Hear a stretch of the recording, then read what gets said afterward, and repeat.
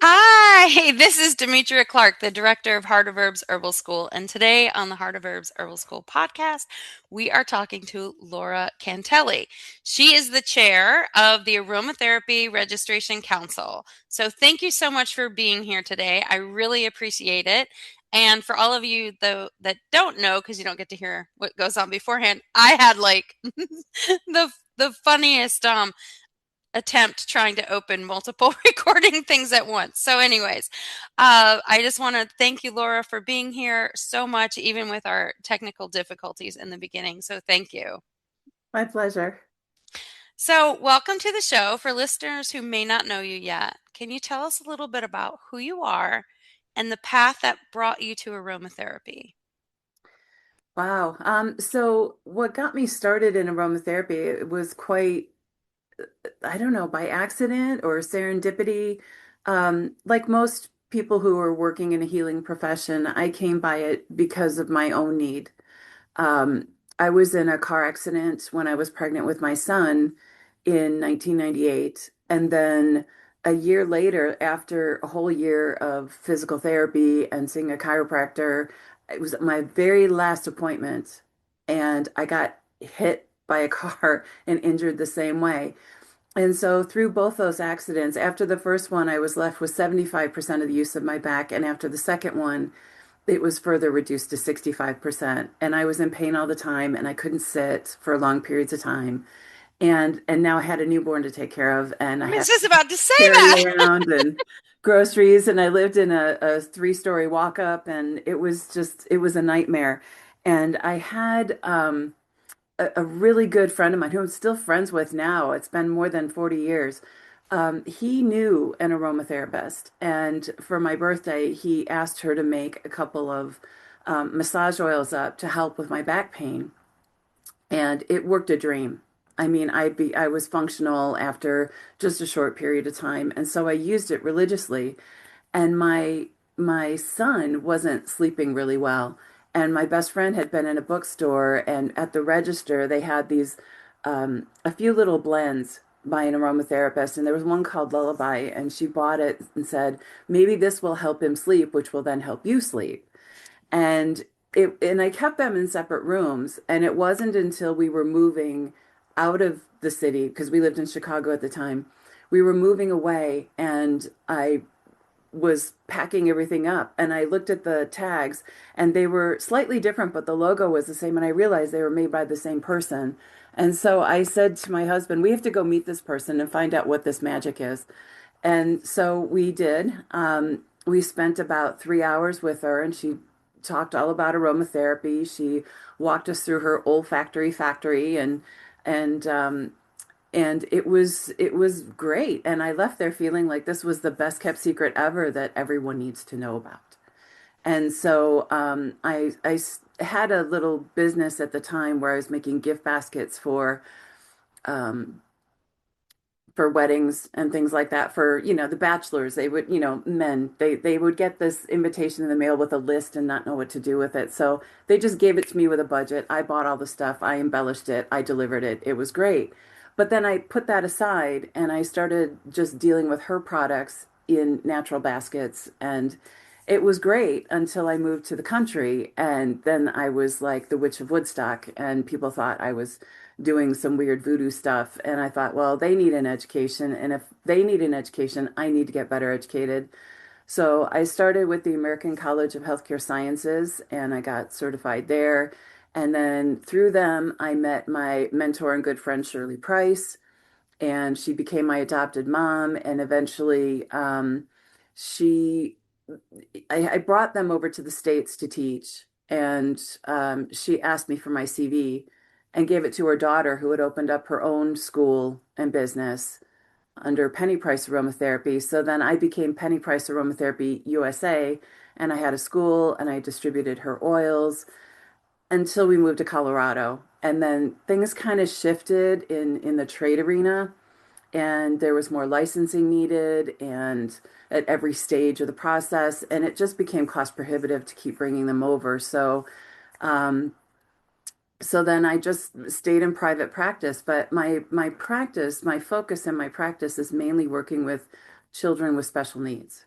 I have a son and a husband who are both autistic, and I was enmeshed in that community for many years, and just seeing parents struggle with, things like digestive issues and anxiety and sleep and focus for their kids. So that was my focus for a long time. But throughout this whole journey, I stayed really tied to the aromatherapy community. I have been with the Alliance of International Aromatherapists. I started with them in 2005 when they were still Aromatics in Action, and then later they became a nonprofit.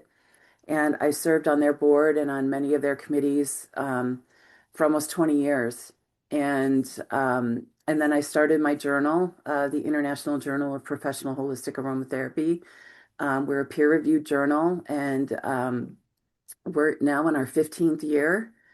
And then I got a call from Doreen Peterson, who was the chair of the Aromatherapy Registration Council, and she said, "I'm ready to retire, and I really want you to be the person to take over for me. So I want you to submit a letter of intent and let us know, let the board know what it is you would do for ARC."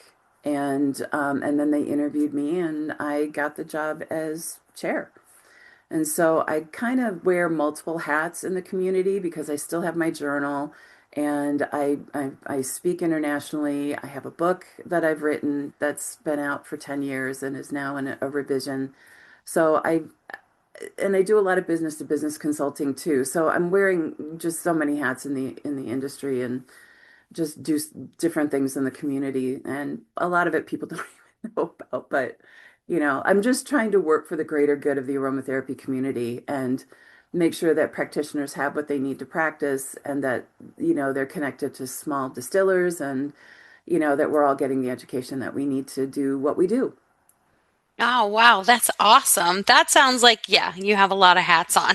So thank you so much for wearing them, because when people like you wear them, that means people, educators like myself actually have like resources to like really connect their students with. So when was the moment that you knew this work was going to be your life's path? I think it was when I was with the Alliance. There was so much at the time the Alliance was set up. The focus was slightly different than, say, NAHA or Hmm. or even IFPA in Hmm. England. Um, for AIA, it was sort of like NAHA was very grassroots. They had a very diverse, um, the way people practice was very diverse. But with AIA, it was more medically or clinically focused. Our co-founders, Raphael D'Angelo, he was a doctor, and Lorraine Pounds, was a nurse. Raphael's wife, Nancy, was an aromatherapist. And this kind of grew out of his aromatic medicine course. The students Hmm. they were sad when they graduated because they didn't get to see each other all the time and talk about all things aromatherapy. So they met monthly as Aromatics in Action. And then they had their first conference. And then that's when they decided, okay, this is for us. And the focus with the Alliance is more on research and the scientific aspects of aromatherapy and how to make it a modality that is more mainstream with and aligned in medical circles, Hmm. Hmm. as a Yeah. complementary therapy, and just seeing how that can work. I mean, I saw it firsthand. I one of my first jobs outside my practice in aromatherapy was working for the largest hospice in the Midwest.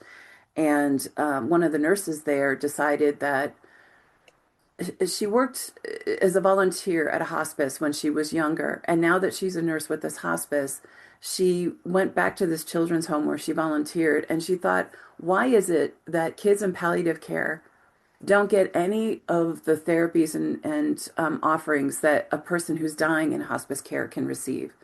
Like aromatherapy, massage therapy, art therapy, music therapy, pet therapy. And so she started a pilot program in this facility, and I worked on it for 15 months, but I was late to the game. They hired me on 2 months after it started, which was good because we could get a baseline before and after aromatherapy was added. And for these kids who were nonverbal, that were trached, that were fed through G tubes, I mean, you look at these children and you think, what kind of life is this? And this program was all about improving quality of life. And it's like the things that I saw after 15 months was just amazing. And that was early on in my aromatherapy career. And I thought, wow, if it can make this much of a difference here, we really do need to get this into more facilities. So that was a big turning point for me, Hmm. you know. Wow. That's pretty cool. That's a pretty cool turning point. And I agree. I know the importance of having like a professional scientific level education for people who do work in hospital facilities and stuff. We work with like the VA and different um uh organizations throughout the country. And so I do know that that's so important. So thank you so much for that work, and that early pioneering work probably, laid the foundation for a lot of things that modern aromatherapists aren't even probably aware of, that this foundation was laid 20 years before. And it's their 20-year, it's AIA's 20-year anniversary this June, next month. Wow. It's a And, baby. It's growing and up.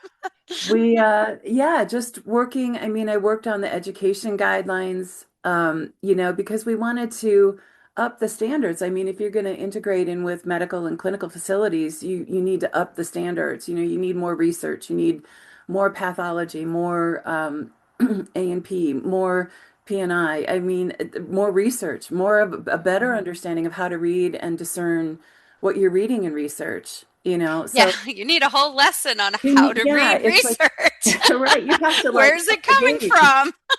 Right, Who's right. funding that? Yeah, So, no, I agree. I agree. That's awesome. So, yeah. oh, So we thank just you so laid a whole much. foundation for that. And I'm really Hmm. grateful because after being with them for so many years, the in 2017, the then co-founders had gotten together and they awarded me um, a co-founder status retroactive Nice. for my work that throughout the years because as they sort of retired from the board. I mean, I stayed on and I did it for the community, and I really wanted to make sure that we were keeping our standards where they were, Hmm. so I mean, it's just like a full circle thing for me. Sounds like it. It sounds like you've been nourished by and are nourishing the community. So thank you so much for that. Yeah. So before we get into the council itself, what does aromatherapy mean to you personally? Not as a profession, but as a practice. As a practice, I mean, I think it's a beautiful way to enhance your quality of life. And I mean, I've never been one for taking pills. That's just not my thing. And I think that, everything that we're doing now at some point was derived from nature. And it's important to get back to that. And I think it's important that our kids know where their food comes from, and to identify plants, and I mean, look at the past 200 years. I mean, we had healers using herbs and essential oils and hydrosols, and there's no reason why we need to deviate from that. I know that taking pills are quicker and so forth, but I would rather create homeostasis in my body and have that beautiful aroma around me than to take a pill for one aspect of whatever my dis-ease is. I'd rather do the holistic version of this. And aromatherapy, I think, is just a beautiful holistic way of caring for ourselves and staying connected to nature. Thank you so much. That's awesome. So, okay, so for listeners who've never heard of the Aromatherapy Council, can you walk us through what it is and what it does? So the Aromatherapy Registration Council ensures the credibility of practicing aromatherapists. And we do that by way of a psychometrically assessed exam, international board exam. And the council, the exam itself tests for core competency. I mean, we're not looking at like clinical level aromatherapy. We're looking at core competencies. And and the exam itself is changed every 2 to 3 years. So if someone were to take it, 5 years ago and take it again, they're going to get a different exam. But we always go through the exam every 2 to 3 years and evaluate the questions on, are they still culturally relevant? Are they still current, or was this a myth that's now been Mm-hmm. broken? So we keep it all relevant, and there's so many different there's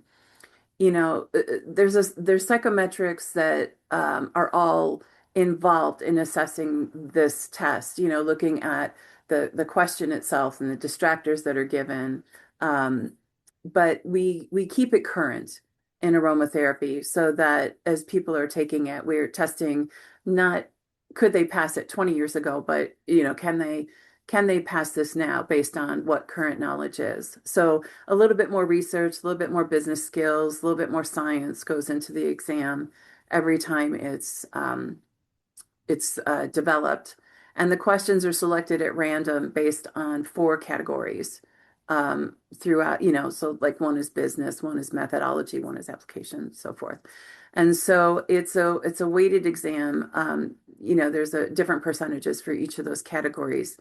And anyone who's interested in taking it, we do have a candidate handbook on our website that can be downloaded, and there's example questions in there, and there's a very detailed outline of all the things that are tested for, so that people can prepare and be ready to take this exam.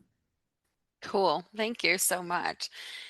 I was going to ask you about how you came into a leadership role in the council, but you've already shared that Yeah. with us. Um, what does serving as the chair actually look like day to day? Is it Day to just day. lots and lots of emails or Um, I wouldn't say there's lots and lots of emails every day. There's lots and lots of emails that come in every month, but we have a division of duty, and I have an excellent board, that I work with. Um, they probably see more emails than I do, because we're kind of, we have our different domains. Mhm, So my particular domain, in overseeing everything is really, I'm more working with our like the legal aspects and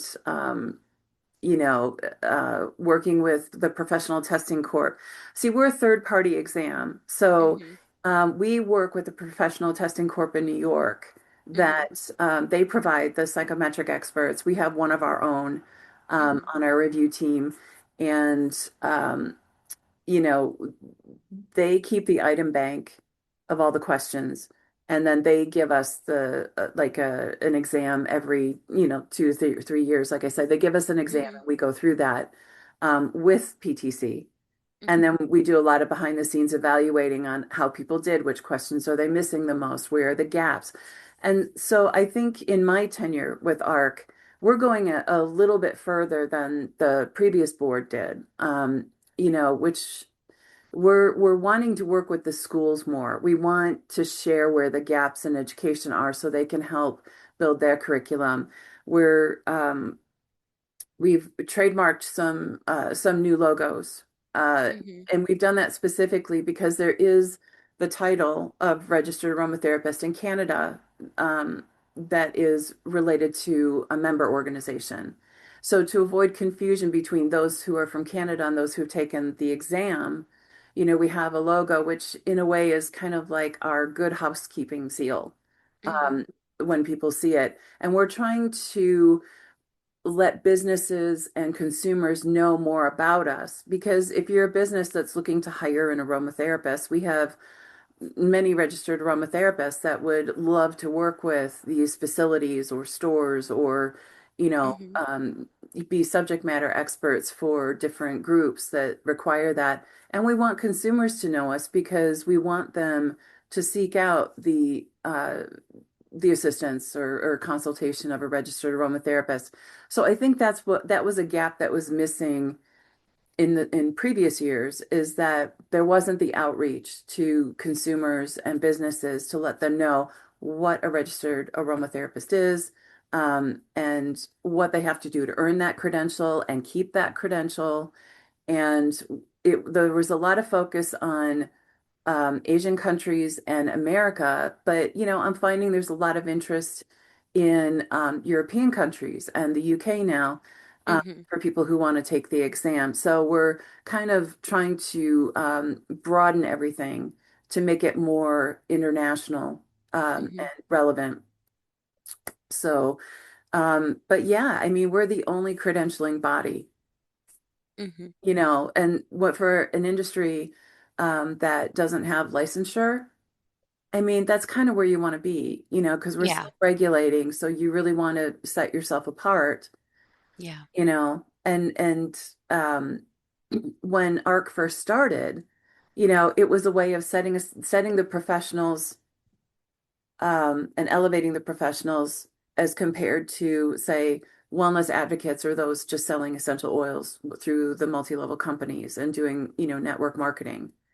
And now we find ourselves having to distinguish RAs from some people in our own community that Mhm. maybe don't have as much education, or have gotten sound bites from experts that are now putting themselves out there as experts, or maybe work in an adjacent field like chiropractors who are now offering master's classes.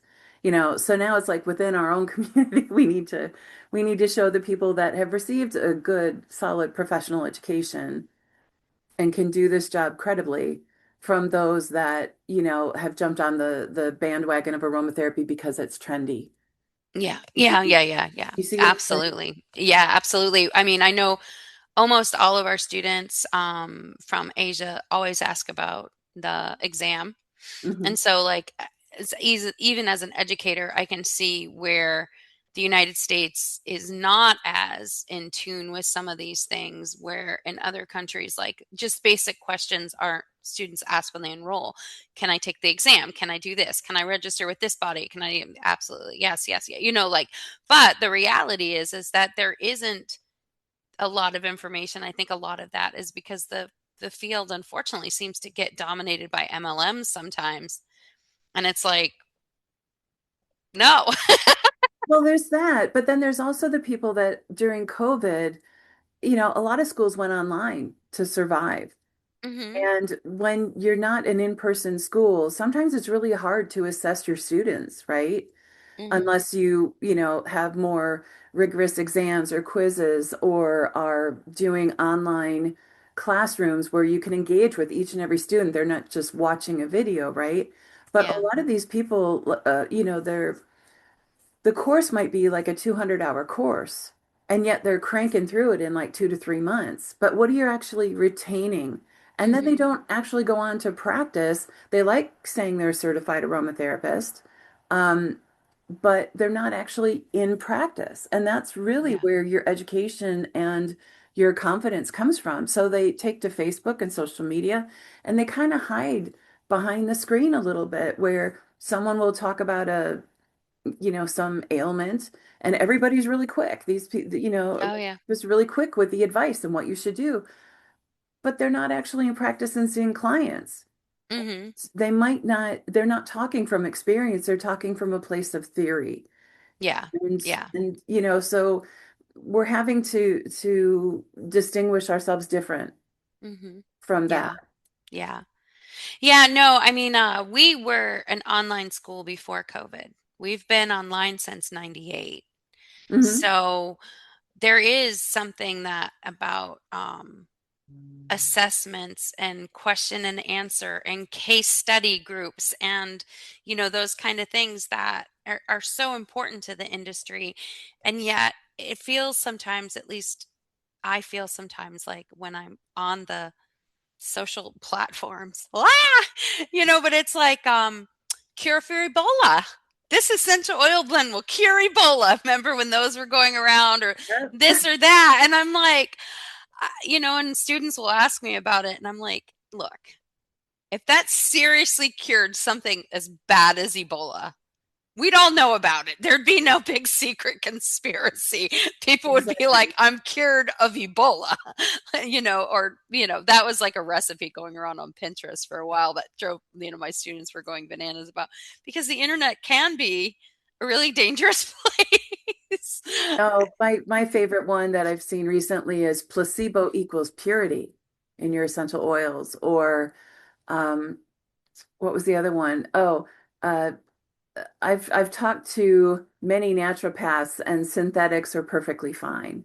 So if your client's using a synthetic lavender and they don't know it, but they had a good outcome, who are we to say anything? And I'm thinking, well, considering how it could be an endocrine disruptor, or it could impact their respiratory system, or It um, could have a contaminant in it like lead. Like how many times are we seeing you step perfume in. things with yeah, You step wow. in. You don't let it go just because. But there's people like that putting themselves out there as experts.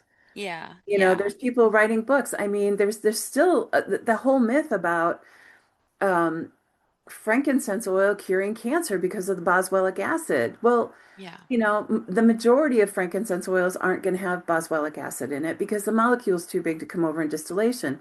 But you can manipulate the distillation to get it, but it's really expensive and not everybody can do it. Mhm. So to find an oil that has, BA in it is really, really difficult. And it's an endangered, you know, not endangered, but it's a threatened species. It's like, Mhm. why? Why? Yeah.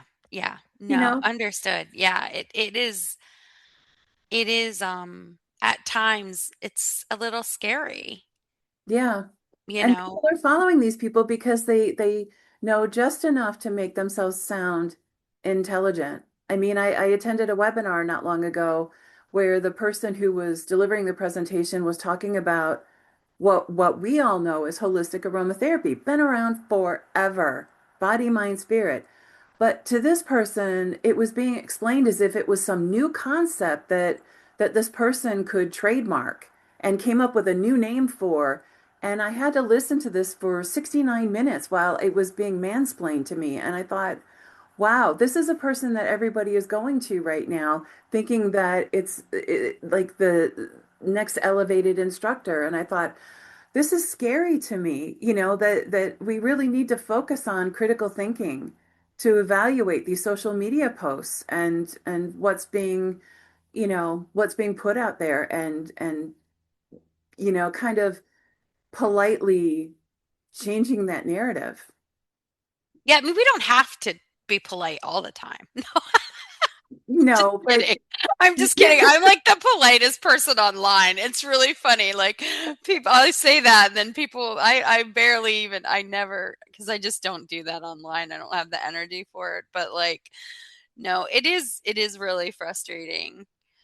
So, what is something most people, even practicing aromatherapists, don't realize about the council's work? So, I guess you just hit on it. You do a lot of industry research and find out what's going on out there. That's like got to take up a massive amount of time. But I think, yeah, it does take up a lot of time, but I think it's something that we each, like our board members, do individually anyway in our own businesses. So we're just bringing our own expertise, hmm to the board and sharing that. And it's a lot of paying attention. Like we have an awesome PR person in Jennifer Wilson, and she spends a lot of time on social media, not only, putting our posts out to let people know important things like when the next exam window is and what they need to do to prepare and kind of putting information out there about, did you know this about ARC? Or um, here's some myths about ARC. So she's really good at that, but she's also helping to support registered aromatherapists. So, she's locked into a number of registered aromatherapists that are active and maybe some that aren't as active on social media. And she's reading their posts and she's liking their posts and she's sharing their posts because we want RAs to be out there front and center. We want people to get to know who they are and what they have to offer. And so she's constantly working that and seeing a lot of what's out there on social media. So she's bringing that in. with my journal, I'm seeing a lot of research and reading case studies and getting articles that are really pertinent to our profession. And I'm bringing that into it. We have a couple more people that are educators that, are sharing, what their students' questions are. And then we're getting feedback from the professional testing corps on where the gaps are, not so much where the gaps are, but like where they'll show us the questions that are missed most often so we can identify the gaps and then we can get back to the schools. So, like I said, we're not just the council that offers this exam. You can take it, pass it or not. If you pass it, you get this credential. It's good for 5 years. You can renew it by either taking the exam again or showing us that you've completed 100 hours of continuing education because we want you to stay current, right? So you have a Yeah. choice when it's time to renew. And now we're more interactive with community, with educators, with employers. And, Oh, we've added a new page to the website that RAs can find, in their profile that says opportunities. And it's opportunities for grants, it's opportunities for marketing yourself, it's opportunities for jobs. Um, are there any ways to promote yourself, your business, or to get a job or to get money to help you with your research? It's in there. We're reaching out and partnering with so many people now to try to bring more opportunities to registered aromatherapists. So when you have the RA credential, it used to be, okay, I've got the RA. What does it give me? What's in it for me? And the mhm. answer was bragging rights, essentially. Yeah, But yeah. now it's so much more. Because we're trying to bring more opportunities and more focus to RAs and what they can do. So it's so much more than bragging rights. That's awesome. Thank you so much for sharing that. So I almost had you for 40 minutes here, so I probably shouldn't keep you that much longer, but I have a few more questions if that's okay. Let's go. All right. So there's been an enormous boom in essential oil interest. Much of it is driven by MLM companies and social media, which we just kind of briefly talked about it. How Mhm. do you feel that this has shaped the work of the council, and how do you see it shaping the public's understanding of aromatherapy? So I am going to full disclosure, I do not like MLMs as a business practice. I won't even get into the aromatherapy aspect. I think it preys on women and families, and I just don't like that kind of stuff. I haven't since my husband was in the army. Um, 100 years ago. So, I mean, I'm just going to be full disclosure because I feel like I need to say that so nobody says, it sounds like you don't like them, Demetria. No, I don't. I've never participated in one. I've never bought from one. I don't like the practice. So anyways, but now that I've said that, how do you think that it's shaped the work of the council, and how do you see it shaping people's understanding of aromatherapy? Well, I think in how it impacts the council, and what maybe I should start by saying this. Yes, I'm not a terribly huge fan myself, but we do have one of the first MLMs to thank for aromatherapy becoming popular and people wanting to know more about that. But what followed with the misinformation was not good. Okay. Mhm. And I don't think all the MLMs are created equally. I think some handle some aspects better than others. Mhm. Yeah. Because the original one was the pyramid scheme, right? Mhm. The later one that evolved out of that wasn't so much a pyramid scheme because anybody could buy. You didn't have to be a distributor. But Mhm. what I didn't like was the homogenized oils. Mhm. You know, I know that they want to kind of keep it the same, but my biggest thing when it comes to the MLMs is homogenized oils because when when you keep something in that same identical monograph, at what point does it become a drug to your body? Mhm. And we all know that when you're using drugs, like let's just take a depression drug.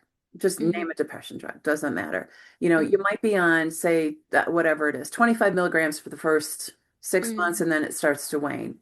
So what does the doctor do? Ups it to 50 milligrams for another 6 months. And then it Mhm. starts to wane again. And Mhm. then they switch you to a different drug and they start you on a low dose and you work up and then, oh, after a couple rounds of that, then they change you to something else. And I just feel like if it's because you're using something that your body can identify and overcome. And if you're Mhm. using a homogenized oil, that can happen. We're already seeing it with tea tree oil, right? Mhm. Yeah. So, and there's absolutely no regard at all whatsoever for sustainability, conservation, taking care of these precious medicinal and aromatic plants, right? And when you look at the supply chain, I mean, our journal, published, republished a study by the Accountability Lab out of Chicago, looking at one of the larger companies' frankincense trade line. And there was, I don't want to know. I mean, everything from abuse of the women, not giving them proper equipment, not giving them proper health care Mhm. provisions, rape, separating them from their children, all the way down the line. It's like nobody looks at that. And it had been Yeah. reported for years Mhm. and nobody would look at it. Um, Yeah. I'm so really, really glad you just brought that up. I don't mean to interrupt you. sure. The way that we get things is a huge problem. And I think sometimes when we're like, but it's aromatherapy, right? We can use that as our excuse to ignore abuse and environmental degradation or whatever because our end drop is what we want. And it makes the practice then become incredibly selfish, which Exactly. completely defeats the whole purpose. So, thank you so much for bringing that up. I always tell people, look, it's a commodities market. If you're falling for a fairy tale on how a huge corporation is getting you, some exotic rare oil, right? And they Mhm. have gallons and gallons of it, it's a commodities market. So if you're not thinking about it that way, because not everyone's growing, but everything we make is grown here. No, it's not all grown there. That's impossible. So, anyways, thank you for bringing that up. I will let you get back to it. I apologize. I just Well, have my and little fit. yeah, but it's like milk, right? They take a little from here, a little from here. So you're taking a lavender from China, from France, from England, from Bulgaria, and you're mixing it all in one thing and you're tweaking it by adding more from China or this from this because, our oils are going to be a little bit different based on Hmm. climate, terroir, whatever. And so when you make it to fit a particular monograph every single time so that it's like you're like 7 Up or Chanel number 5, you want it to be and smell the same Hmm. all the time. And and so when you do that, it's like you're making it closer to a drug. So how I think that this has shaped things for the council is that we are knowing this. We are incorporating more questions that are relevant to what we want registered aromatherapists to be sharing with clients and with consumers, right? So it helps us shape our exam by bringing in questions that are related to conservation, sustainability, um, you know, um, where we get our oils from, like, working with small distillers. Because that's another thing too. I mean, small distillers, I think a lot of them give in to the bigger companies. I mean, I remember, gosh, 20 years ago, right? I was buying hydrosols or hydrolats from Penny Price Aromatherapy, and they were gorgeous. But then after a while, they started adding like 10 to 14% alcohol to them to be shipped. And why was that happening? Because companies like L'Oreal, Estee Lauder, they all wanted this in there as a preservative. So they start the companies that were supplying because Penny Price Aromatherapy, we're now doing that. So we as suppliers, right, or as consumers had no choice but to accept it that way unless we could find another supplier that was not bowing to the larger corporations. And I can understand why they would do that. I mean, if they need the money, right, Yeah, they're oh, going yeah, to do I whatever get they can it. to sell their product. But there are so many small distillers out there that are creating beautiful products for aromatherapists that are resisting, and they're getting involved in agroforestry and new planting and harvesting methods that are more economical and more sustainable and beautiful. And Yeah. we need to know who they are. So that's not something that ARC is dealing with necessarily, but that's something that I'm doing with my journal by highlighting a lot of these people so aromatherapists know where they can get these oils that haven't been messed with for Yeah. the larger companies. But where ARC is benefiting from this, or how things are being shaped with ARC, is in how we revise our tests Mhm. to incorporate a lot of what's happening and counteracting that message that's out there. And we're doing that through lifting up those RAs that are speaking against this, that are putting good information out there. So we're Mhm. trying to elevate the RAs that are already putting out good messaging, right? And at the same time, we're keeping our tests current with what's happening, and we're including questions um, Mhm. that we need to know that these people know this. I mean, Yeah. do we want aromatherapists out there selling unsustainable product, I don't.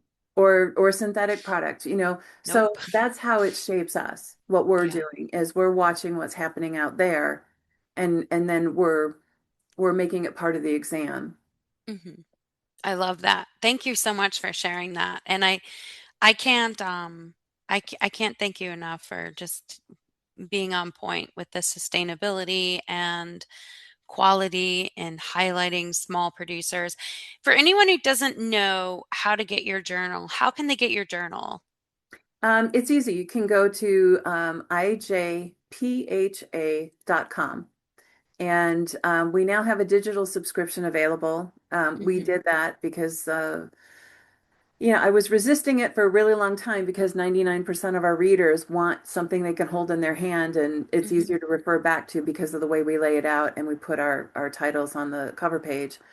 But during COVID, it just, it was easy. We started thinking about it in COVID, and then with the current administration and the tariffs and everything, it got to a point where other countries weren't accepting commercial mail from the US. So we had no choice but to go digital for our international subscribers. So we offer it in two ways now, where you can still get the hard copy you can hold in your hand, and we have a digital copy available for people who prefer to read it digitally.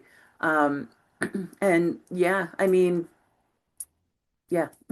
I love that. Thank you so much. And I do think that it's important that, you know, there is a journal out there that highlights um, sustainability and practices and studies. So I know this is a little separate than ARC, but I just wanted to thank you for sharing that with us because I think it's important. A lot of our students will find that really useful. And we do have a link in the classroom, but just because I say we have a link in the classroom doesn't mean that people always see it or they'll be like, I'll come back to that later. And then they never do. So, or they get busy. So, really quickly, I guess I've got probably time for one more question. So, Sure. um, for practitioners and educators listening, how can they support the council's work? Wow, I'm so glad you asked that question. So, for practitioners, how you can support us is also by supporting yourself, and that is to become a registered aromatherapist. Okay. And I would say go to our website. It's aromatherapycouncil.org, and you will find everything you need there. So, I would suggest make yourself a cup of tea, coffee, lemonade, whatever it is. Park Whiskey, yourself in, whatever. yeah. Park yourself in front of the computer and give yourself some time to go through it because we have very clear information about how we started, who we are, what we do. But then if you go to the candidate handbook, it gives you very clear information about the exam, what's in it, how to do it, the dates. I mean, everything you could possibly want to know is in there. And like I said, we are the only, the reason I mean, we have this credential, but it's not us. We're not a member organization. Let's be Hmm. clear about that. We're not like AIA, NAHA, IFPA, COA. Hmm. We are we are an unbiased entity that uses a third party and their testing facility. So we work with a professional testing court, and the tests are administered, the exam is administered by Prometric, which is available all over the world. Some Mhm. people might have to travel a little bit to get to a Prometric facility, but I mean, there's like one in Zimbabwe. I mean, it's everywhere. Yeah, Okay. yeah. So we are an unbiased third party credentialing group. So this isn't you become a member, you get a credential. It's it's completely different. Okay. Mhm. And all the information is in there. For educators, and this is something we've been talking about so much. We would really love to have more educators making it, um, I don't want to say mandatory because I don't want to tell people what to do, but if educators can encourage their students to take the exam and get their credential, and then we work with those schools that are sending us students Mhm. and we let them know where the gaps are so they can enhance their curriculum, Mhm. right? Well, that's how we got Uh, connected. I got the yeah. email. This I mean, we're trying to work with schools Mhm. to provide better education, current education. That we're not saying the schools are bad, but Mm. we Everybody can always grow and improve. And the yes, second we stop doing that, that's when we're in trouble. So I right. agree with you. We can all as educators, you know, There figure it there are out. schools out there that haven't upgraded their curriculum or done any revision in 2 decades. I mean, Yeah, no, no, it's so we true. It's we do it every 2 years and it's yeah, so much work. So I get why schools don't sometimes. But because it is a massive undertaking if you have like a 1200 page course, but I think it's important to try to stay on top of your yeah. industry as much as possible. And the exam is available as a tool as well to educators. So, for example, if a school, some people have their pain points and they Mhm, don't want to put together an exam to mhm, test their students at the end of the year. You can make their exam the ARC exam. Have them mhm, sign up and take our exam. If they pass the exam, not only do they get a credential, but then they get your certificate of completion, right?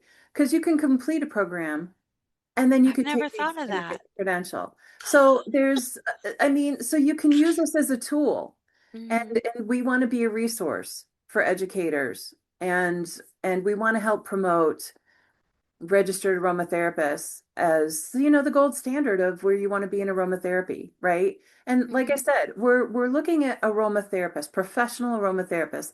We're not credentialing, clinical aromatherapists, mhm, but professional aromatherapists who want to be in practice. And we really want to encourage practice, case studies. We want to yep, encourage case studies in practice. And that's how we learn, that's how we share, that's how we grow. And by doing this and showing people that we can be trusted natural healthcare providers, it only elevates what we do. So people aren't looking at us like we're quacks or we're just doing something trendy that, oh, aromatherapy. I mean, it's like I think about the whole Billy Connolly. I don't know if you know Billy Connolly, the Scottish mhm. comedian. Comedian? He's Yeah. got a whole big thing out there about this big traffic accident where cars are on fire and trucks are exploded and there's people with limbs missing, and through the crowd runs this woman going, "Let me through, I'm an aromatherapist." And it's like, people don't, I think in some ways people don't really take us seriously. They don't realize, how many hours of education we have. And That they were at ground zero on 9/11. There was yeah, aromatherapists working, and there's aromatherapists working when there's floods and, all kinds of trauma care and in birth centers wildfires. and wildfires and, Yeah. yeah, so beside everyone's like, "Oh, aromatherapy, massage and hospice." And it's like, "Wait, no. They have aromatherapists in cancer centers. They have aromatherapists working the Veterans Administration." It's like it's a whole other world out there. People need to know. And I Yeah. tend to tell people, I think, and I gave a presentation on this a couple of years ago at a conference. because I see so many people becoming armchair aromatherapists on Facebook and social media. It's like, where's the practice, right? And Mhm. people don't really, we need to fix the messaging, and it's all Yeah. about communication. And I think about when I first started in aromatherapy like 25 years ago, right? I we had no, like, social media wasn't a thing. I wrote for newspapers. I went out and spoke to cancer Me too. groups and women's groups and schools, Senior centers.